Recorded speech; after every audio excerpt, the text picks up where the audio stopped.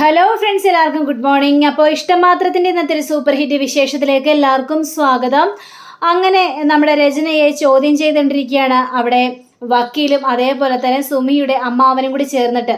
അപ്പോൾ ഈ രചന പറയാണ്, നിങ്ങൾ എന്തിനാണ് ഈ കാര്യത്തെക്കുറിച്ച് എന്നോട് ചോദിക്കുന്നത്? എനിക്ക് സുമിതയെക്കുറിച്ച് യാതൊരു വിവരമില്ല. ആഹാ, അതുകൊള്ളാലോ, നിങ്ങൾക്ക് സുമിതയെക്കുറിച്ച് യാതൊരു വിവരമില്ലെന്നോ? നിങ്ങളുടെ വീട്ടിലായിരുന്നല്ലോ കൂടുതലും താമസിച്ചുകൊണ്ടിരുന്നത്, നിങ്ങളുടെ ഉറ്റ സുഹൃത്തും. പിന്നെ എങ്ങനെ സുമിതയെക്കുറിച്ച് വിവരങ്ങളൊന്നും അറിയില്ല എന്ന് പറഞ്ഞാൽ അതെങ്ങനെ ശരിയാവും? ഇതിന് പിന്നിൽ ഏതായാലും സുമിത മിസ്സിംഗ് ആണ്, അതിന് പിന്നിൽ ആകാശാണെന്ന് ഞങ്ങൾ പറഞ്ഞു കഴിഞ്ഞാൽ നിങ്ങൾക്കത് നിഷേധിക്കാനായിട്ട് കഴിയുമോ എന്നൊക്കെ ഇങ്ങനെ ചോദിക്കുകയാണ്. പിന്നെപ്പോഴേക്കും ഈ പന്നക്കിളവൻ്റെ വർത്തമാനം കേട്ടിട്ട് എൻ്റെ മുന്നിൽ വരരുത്. ഇയാള് പലരുടേതും എരന്ന് മേടിക്കുന്ന ഒരു മനുഷ്യനാണ്, ഒരു പിച്ചക്കാരൻ, ഒരു ദരിദ്രവാസി, പ്രേതം എന്നൊക്കെ പറഞ്ഞുകൊണ്ട് ആ അമ്മാവനെ ഭയങ്കരമായിട്ടും നാണം കെടുത്തുന്ന രീതിയിൽ സംസാരിക്കുകയാണ്. ഇത് കേട്ട വക്കീൽ അങ്ങോട്ട് തീരെ ഇഷ്ടപ്പെട്ടില്ല. വക്കീലാണെങ്കിൽ രചന കൂടുതൽ മാന്യമായിട്ട് സംസാരിക്കണം, അനാവശ്യ കാര്യങ്ങളോട് സംസാരിക്കരുത്. ആഹാ, അത് കൊള്ളാം, അനാവശ്യ കാര്യങ്ങൾ ഇങ്ങോട്ട് സംസാരിക്കരുത് നിങ്ങളും. അതുകൊണ്ട് തന്നെ എനിക്ക് ആകാശിനെ കുറിച്ച് യാതൊരു സംശയമില്ല. നിങ്ങൾ പറഞ്ഞു വരുന്നത് ആകാശ് സുമിയുടെ മിസ്സിങ്ങിൽ കാരണക്കാരനാണ്, അവർ തമ്മിൽ അവിഹിതം ഉണ്ടായിരുന്നോ എന്നൊക്കെയല്ല നിങ്ങൾ പറഞ്ഞു വരുന്നത് എന്ന് ചോദിച്ചപ്പോഴേക്കും എന്താ അതിന് അവിഹിതം ഇല്ലായിരുന്നെന്ന് പറയാനായിട്ട് നിങ്ങളുടെ കയ്യിൽ തെളിവൊന്നുമില്ലല്ലോ? നിങ്ങളുടെ കയ്യിൽ ഒരു തെളിവുമില്ല.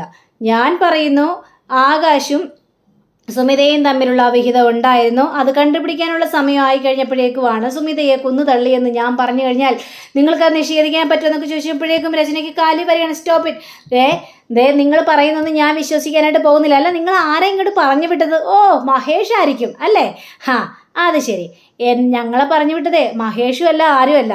അങ്ങനെ മഹേഷിന് ഇതെല്ലാം അറിയാമായിരുന്നെങ്കിലേ ഈ സത്യങ്ങൾ എപ്പോഴേ പുറത്തു വന്നാനായിരുന്നു. പക്ഷേ മഹേഷിന് ഈ സത്യങ്ങൾ അറിയാത്തത് നിങ്ങളുടെ വിജയം. അതേപോലെ തന്നെ മഹേഷ് ഈ ആകാശിൻ്റെയും. അതുകൊണ്ട് കൂടുതൽ സംസാരിക്കാൻ നിൽക്കരുത്. അപ്പോഴേക്കും രചനയാണെങ്കിൽ നിങ്ങൾ ഈ പറയുന്ന മുഴുവൻ പച്ചക്കള്ളമാണ്. കാരണം സുമിത ഗൾഫിലേക്ക് പോയിരിക്കുകയാണ്, അതിനുള്ള തെളിവുകൾ എൻ്റെ കയ്യിലുണ്ട്. അപ്പോൾ ഇത് കേട്ടുകഴിഞ്ഞപ്പോഴേക്കും തെളിവുകളോ? അതെന്ത് തെളിവാണാവോ രചനയുടെ കയ്യിലുള്ളത്? സ്റ്റോപ്പിരുന്നും പറഞ്ഞുകൊണ്ട് ഇവരുടെ വായടക്കുന്ന രീതിയിൽ അവിടെ രചന സംസാരിക്കുകയാണ്. നിങ്ങൾ കൂടുതൽ സംസാരിക്കാൻ നിൽക്കണ്ട. എൻ്റെ കയ്യിൽ എന്ത് തെളിവുണ്ടെങ്കിലും അത് നിങ്ങളെ ബോധിപ്പിക്കേണ്ട ആവശ്യമില്ല. എന്തെങ്കിലും സുമിതയെക്കുറിച്ചുള്ള കാര്യങ്ങൾ കോടതിയുടെ മുൻപാകെ വരികയാണെങ്കിൽ ഞാൻ കോടതിയിൽ ഇതെല്ലാം തെളിയിച്ചോളാം. അല്ലാതെ നിങ്ങളുടെ മുന്നിൽ തെളിയിക്കേണ്ട യാതൊരു കാര്യവും എനിക്കില്ല. ഈ കിളവിനോട് പോകാൻ പറ. ഇങ്ങേർക്ക് പൈസയ്ക്കാണ് ആവശ്യം. പൈസയ്ക്ക് ആവശ്യമാണെങ്കിൽ ഇറക്കാൻ പറ. അല്ലാതെ ഞങ്ങളെ പോലുള്ള മാന്യന്മാർ താമസിക്കുന്ന സ്ഥലത്തൊക്കെ വന്നിട്ട് അനാവശ്യം പറയാൻ നിൽക്കരുതെന്നൊക്കെ പറഞ്ഞു കഴിഞ്ഞപ്പോഴേക്കും ഇദ്ദേഹത്തിന് അതിൻ്റെ കാര്യമില്ല. ഇദ്ദേഹത്തിന് അനന്തരവളയാണ് ആവശ്യം എന്നൊക്കെ പറഞ്ഞപ്പോൾ അനന്തരവളോ? ഏത് വകയിൽ? സുമിത എൻ്റെ കൂടെ ഇത്രയും നാളുണ്ടായിരുന്നതാണ്, എന്നിട്ട് പോലും നാട്ടിൽ ഇങ്ങനൊരു ബന്ധമുള്ള കാര്യമൊന്നും അവൾ ഇതുവരെയും പറഞ്ഞിട്ടില്ല. അവൾക്ക് ആരും പോരുമില്ല, അവൾക്ക് നാട്ടിൽ അങ്ങനെ അറിയുന്ന ആരുമില്ല എന്നൊക്കെയാണ് എന്നോട് പറഞ്ഞിരിക്കുന്നത്. അതുകൊണ്ട് എനിക്ക് ഇയാളെക്കുറിച്ച് ഇയാളാണെങ്കിൽ പൈസ തട്ടിപ്പിക്കാൻ വേണ്ടി നടക്കുന്ന മനുഷ്യനായിരിക്കും എന്ന് പറഞ്ഞ് രചന അവിടെ വീണ്ടും കൂടുതലിങ്ങനെ സംസാരിക്കുകയാണ്. ഇത് കേട്ടപ്പോഴേ വക്കീലിന് വീണ്ടും അരിശം വരികയാണ്. ഏതായാലും കണ്ടുപിടിച്ചോളാം ആകാശ് ആരാണെന്നും എന്താണെന്നും അവൻ്റെ യഥാർത്ഥ ലക്ഷ്യം എന്താണെന്നൊക്കെ ഞങ്ങൾ കണ്ടുപിടിച്ചോളാം എന്ന് പറഞ്ഞപ്പോഴേക്കും കണ്ടുപിടിക്കേ, നിങ്ങൾക്ക് കണ്ടുപിടിക്കാവുന്നിടത്തോളം കണ്ടുപിടിക്കുക. പക്ഷേ രചന, ഒരു കാര്യമുണ്ട്, നിങ്ങൾ നല്ലൊരു ഭർത്താവിനെ വിട്ടിട്ടാണ് കണ്ടവൻ്റെ ഒപ്പം ഓടിപ്പോയത്. ആ ഒരു കാര്യം കൂടി നിങ്ങളൊന്ന് ചിന്തിച്ചാൽ കൊള്ളാവുന്നുണ്ട്. മഹേഷിനെ പോലൊരു നല്ല മനുഷ്യനെ വിട്ടിട്ട് ചതിയനായ ഒരുത്തിൻ്റെ ഒപ്പമാണ് പോയിരിക്കുന്നത്. അവൻ്റെ യഥാർത്ഥ മുഖം നീ അറിയാൻ പോകുന്നതേ ഉള്ളൂ രചന. എനിക്കിതിൽ കൂടുതൽ സംസാരിക്കാനില്ല. പക്ഷേ തെളിവുകൾ വരുമ്പോൾ ആകാശ് പിടിക്കപ്പെടും എന്ന് പറഞ്ഞുകൊണ്ട് രചനയുടെ മനസ്സിളക്കുന്ന രീതിയിൽ ഈ വക്കീൽ സംസാരിക്കാം. എന്നിട്ട് അവിടുന്ന് പോവുകയാണ്. പിന്നീട് കാണിക്കുന്നത് നമ്മുടെ ഇഷിതയാണ്. അപ്പോൾ ഇഷിതയാണെങ്കിൽ ഇങ്ങനെ ബെഡ്റൂമിൽ ഇങ്ങനെ ജോലിയെല്ലാം ചെയ്തുകൊണ്ടിരിക്കുമ്പോഴാണ് മഹേഷ് കയറി വരുന്നത്. അപ്പോൾ മഹേഷിനെ കണ്ടു കഴിഞ്ഞപ്പോഴേക്കും വന്നല്ലോ, ഞാൻ ഏതായാലും ഒരു ഗ്ലാസ് ചായ എടുക്കാം എന്നും പറഞ്ഞുകൊണ്ട് പോകാനായിട്ട് ശ്രമിച്ചു കഴിഞ്ഞപ്പോഴേക്കും ഇഷിതയുടെ കൈ കയറി പിടിക്കുകയാണ്. വേണ്ട, എനിക്കിപ്പോൾ ചായ ഒന്നും വേണ്ട, ഞാൻ ചായ കുടിച്ചിട്ടാണ് വന്നത്. പക്ഷേ എനിക്ക് ചില കാര്യങ്ങളെല്ലാം തന്നോട് പറയാനുണ്ടോ? എന്നെ ഒരാൾ കാണാൻ വന്നായിരുന്നു. നമ്മുടെ വക്കീൽ ഒരാളെയും കൂട്ടി കാണാൻ വന്നായിരുന്നു. ആരെയും കൂട്ടി കാണാൻ വേണ്ടി വന്നായിരുന്നു? ഇനി വല്ല ആകാശമാണോ? അവനൊന്നുമല്ല, അവനോട് പോകാൻ പറ. പക്ഷേ ഇത് വന്നത് നമ്മൾ പ്രതീക്ഷിക്കാത്ത ഒരാളാണ്. കാരണം ഈ സുമിത എന്ന് പറഞ്ഞില്ലേ, സുമിതനെ തനിക്കറിയില്ലേ, രചനയെ കൂട്ടുകാരി? ഓ, അറിയാവേ, ആ സുമിതനെയല്ലേ ഈ മഹേഷ് ഒരിക്കൽ കാണാൻ പോയത്? അത് ഞാൻ മറക്കില്ല. ആ എന്തൊക്കെ പറഞ്ഞാലും ആണിൻ്റെ മനസ്സിങ്ങനെ ഇളകിക്കൊണ്ടിരിക്കുമല്ലോ. താൻ ആ കാര്യത്തെക്കുറിച്ച് പറയലേടാ. അയ്യേ നാണക്കേട്. അവളുടെ പിന്നാലെയൊക്കെ ഞാൻ പോകാൻ പോകുന്നോ? താൻ എന്തൊക്കെയാണ് പറഞ്ഞത്? ഞാൻ വെറുതെ പറഞ്ഞാണ് മഹേഷ് കാര്യത്തിലേക്ക് വാ. എടോ അത് ഈ സുമിതയുടെ അമ്മാവൻ വന്നത് സുമിതയെ കാണാനില്ല എന്നും പറഞ്ഞുകൊണ്ടൊരു പരാതി കൊടുക്കാനാ. പക്ഷേ വക്കീൽ എന്നോട് പറഞ്ഞ ചില കാര്യങ്ങളെല്ലാം ആകാശിന് പങ്കുണ്ടോ എന്നാണ്. ആകാശിന് പങ്കുണ്ടോന്നോ? മഹേഷിനെ ഈ സുമിതയും രചനയും കൂടി ചേർന്നിട്ടാണ് അപകടപ്പെടുത്താനായിട്ട് ശ്രമിച്ചത്. എനിക്കതൊന്നും മറക്കാനായിട്ട് കഴിയില്ല. എനിക്കതൊക്കെ ആലോചിക്കുമ്പോഴാകെ ടെൻഷൻ കൂടി വരികയാണ്. അവരുടെ കാര്യത്തിലൊന്നും കൂടുതൽ ഇടപെടാനായിട്ട് പോകണ്ട മഹേഷേ. അത് നമുക്ക് വലിയൊരു ദുരന്തമായിട്ട് മാറുക തന്നെ ചെയ്യും. നമുക്കിപ്പോൾ ഒരു കുഞ്ഞൊക്കെ ജനിക്കാൻ പോവുകയാണ്. അതിനിടയിൽ നമുക്ക് സ്വസ്ഥവും സമാധാനം ഒക്കെ വേണം. അവരായി അവരുടെ പാടായി അവരുടെ രീതിയിൽ അവർ നടന്നോട്ടെ മഹേഷേ. നമുക്ക് ആ കാര്യത്തെക്കുറിച്ചൊന്നും തിരക്കേം വേണ്ട, പോവുകയും വേണ്ട. അതിന് ഞാൻ അവരുടെ കാര്യത്തിൽ തിരക്കാനോ പോകാനൊന്നും പോകുന്നില്ല. പക്ഷേ ആ അമ്മാവൻ വന്ന് കരഞ്ഞ് കാല് പിടിച്ച് പറയുമ്പോൾ മനസ്സൊന്ന് ഇളകിപ്പോവാണ്. കാരണം ആ സുമിതയ്ക്ക് എന്ത് സംഭവിച്ചു? ഇതിനെല്ലാത്തിനും പിന്നിലുള്ള കാരണക്കാരൻ ആകാശ് തന്നെയാണ്.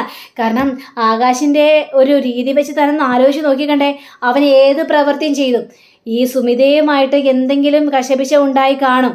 അങ്ങനെ ഈ ആകാശ് സുമിതയെ കൊന്നു തല്ലിയതാണെന്ന് പോലും പറയാനായിട്ട് പറ്റില്ല. പക്ഷേ ഈ അമ്മാവനാണെങ്കിൽ ആകാശിനെ കാണാനായിട്ട് ഒരുപാട് പ്രാവശ്യം പോയിരുന്നു. അപ്പോഴൊക്കെ ഈ അമ്മാവന് പൈസ കൊടുത്ത് ഒഴിവാക്കുകയാണ് അവിടെ ചെയ്തത്. അപ്പോൾ എന്താണതിൽ മനസ്സിലാക്കേണ്ടത്? സുമിത ജീവനോടെ ഉണ്ടോ എന്നും പോലും ഇപ്പം സംശയിക്കേണ്ട കാരണമുണ്ട്. ഗൾഫിലൊന്നും സുമിത പോയിട്ടില്ല. അങ്ങനെയാണെങ്കിൽ സുമിത അമ്മാവനെങ്കിലും ഫോൺ ചെയ്താനായിരുന്നു. അമ്മാവൻ്റെ സംഭാഷണം വെച്ച് നോക്കുമ്പോൾ സുമിത ഒരിക്കലും ഒഴിവാക്കാത്ത ഒരാളാണ് സുമിതയുടെ അമ്മാവൻ എന്നിങ്ങനെ മഹേഷ് പറയുകയാണ്. ഇതൊക്കെ കേട്ട് കഴിഞ്ഞപ്പോഴേക്കും വിശദയ്ക്കുവാണെങ്കിൽ എന്തൊക്കെയോ ഒരു ഡൗട്ടൊക്കെ തോന്നുകയാണ്. അപ്പോൾ മഹേഷ് പറയുന്നതിൽ കാര്യമെന്ന് തോന്നുകയാണ്. മഹേഷേ ഇതിപ്പോൾ ഏതുവരെയും പോകുന്നൊരു പിടിയും കിട്ടുന്നില്ലല്ലോ. രചന ഇതിൽ വല്ലതും പങ്കുണ്ടാവും? അവളിതിൽ പങ്കില്ലെന്നാണ് എൻ്റെ ഒരു തോന്നൽ. കാരണം അങ്ങനെ ഒരു പങ്കുണ്ടായിരുന്നെങ്കിൽ രചനയെ വിളിച്ച് വരത്തില്ലല്ലോ. രചനയോട് ഇപ്പോൾ കൂടുതൽ കാര്യങ്ങളെല്ലാം സംസാരിച്ചിട്ട് ഇനിയിപ്പോൾ വക്കീൽ എന്നോട് കാര്യങ്ങളെല്ലാം പറഞ്ഞായിരുന്നു. മഹേഷേ നമുക്കിനി ഇതിൽ ഇടപെടാനൊന്നും പോകണ്ട.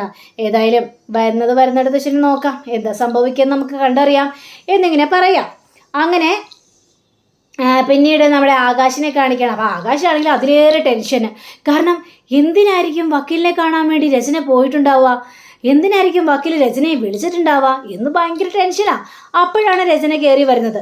അപ്പോൾ രചനയെ കണ്ടു കഴിഞ്ഞപ്പോഴേക്കും ആകാശ് ഓടി ചെല്ലുകയാണ്. രചന എന്തിനാണ് ആ വക്കീൽ വിളിച്ചത്? ആദിയുടെ കാര്യം വല്ലതും പറയാൻ വേണ്ടിയാണോ വിളിച്ചത്? അല്ല, ഇപ്പം ആദിയുടെ ഒരു ഇതായിട്ട് നടക്കുകയാണല്ലോ. അപ്പം ആദിയെ നിന്ന് അകറ്റിയിട്ട് പോയല്ലോ മഹേഷ്. അപ്പം അതിൻ്റെ കാര്യം വല്ലതും പറയാൻ വേണ്ടിയാണോ വിളിച്ചതെന്ന് ചോദിച്ചപ്പോഴേക്കും ഞാനൊരു കാര്യം ചോദിക്കട്ടെ ആകാശേ, സുമിത എവിടെ? തിട്ടഞ്ഞപ്പോഴേക്കും ആകാശ് ഞെട്ടിപ്പോയി. സുമിതയോ? ഇതെന്താ നീ എന്നോട് ഇങ്ങനെ പറയുന്നത്? സുമിത ഗൾഫിലേക്ക് പോയ കാര്യം നിനക്ക് അറിയാവുന്ന കാര്യമല്ലേ, പിന്നെ എന്തിനാ എന്നോട് ചോദിക്കുന്നത്? സുമിതയെ ആകാശ് എന്ത് ചെയ്തു? സുമിത ഗൾഫിലേക്ക് പോയിട്ടില്ല എന്ന് പറഞ്ഞു കഴിഞ്ഞാൽ അത് നിഷേധിക്കാനായിട്ട് ആകാശിന് കഴിയോ എന്ന് ചോദിക്കുമ്പോൾ ആകാശിന് മറുപടി ഒന്നും പറയാനായിട്ട് പറ്റുന്നില്ല. വിറച്ച് അവിടെ നിൽക്കുക. പറ ആകാശേ, സുമിതയെ ആകാശ് കൊന്നു തള്ളിയോ? Stop it. അനാവശ്യം പറയാൻ നിൽക്കരുത് നീ. ഞാനെന്തിനാ അവളെ കൊന്നു തള്ളുന്നത്? അതിൻ്റെ കാര്യം എന്താണ്?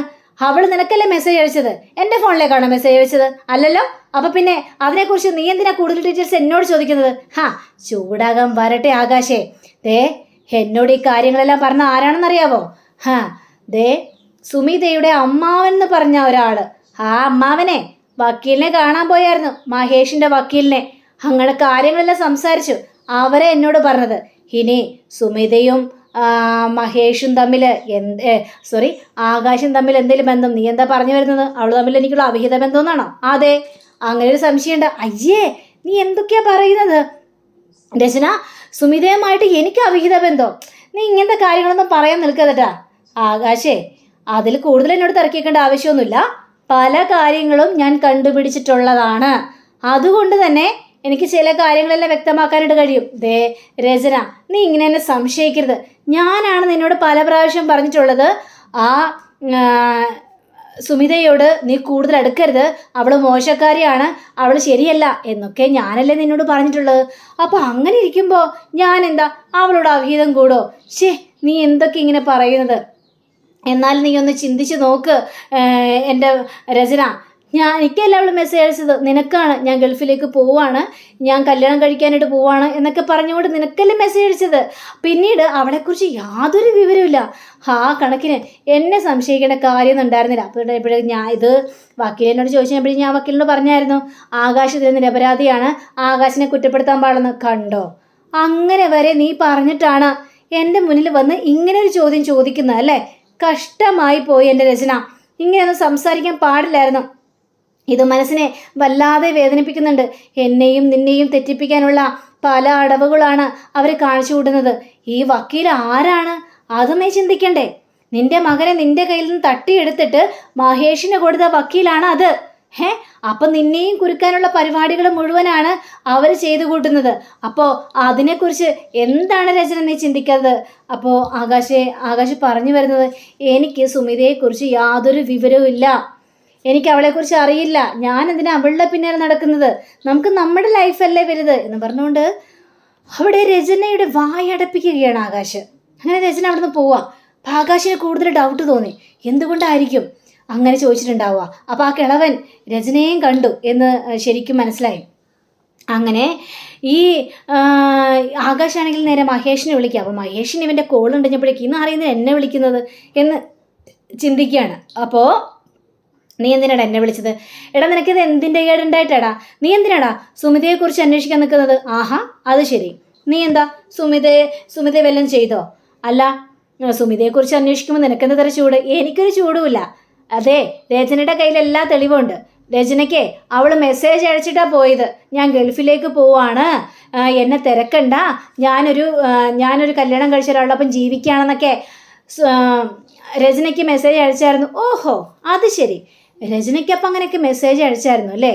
പക്ഷേ ആകാശേ, അതെല്ലാം രചനയുടെ കയ്യിൽ നടക്കും, പക്ഷെ എൻ്റെ കയ്യിൽ നടക്കാനായിട്ട് പോകുന്നില്ല. നീ ആരാണ് എന്താണ് എന്നൊക്കെ എനിക്ക് വ്യക്തമായിട്ട് അറിയാവുന്ന കാര്യമാടാ.